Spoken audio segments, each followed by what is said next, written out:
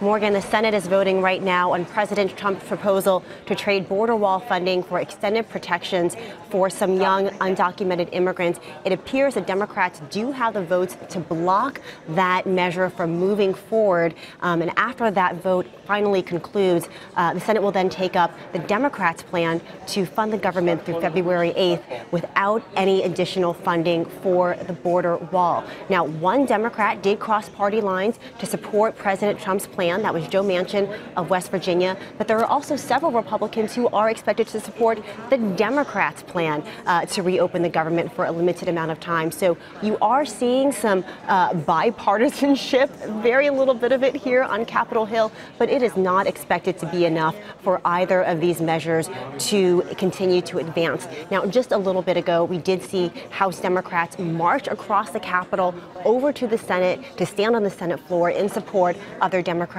colleagues.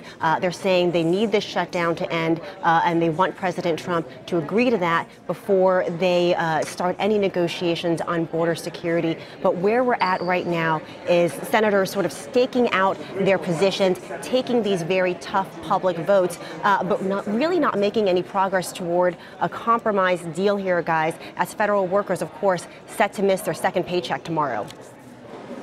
Ylan, I get that neither of these are expected to move forward in the Senate right now, but just to put a fine point on this, in terms of what the Republicans are proposing, this is to fund these agencies that currently don't have that money through the rest of fiscal 2019. The Democratic proposal is talking about another continuing resolution, correct? That's exactly right. So the Republican proposal would be considered full funding through the end of the fiscal year. And of course, it includes that $5.7 billion for border security and a physical barrier at the border that President Trump has wanted that has, caused all of this division here on Capitol Hill. And the Democratic proposal would just be a short-term stopgap measure that would allow for more negotiations to continue.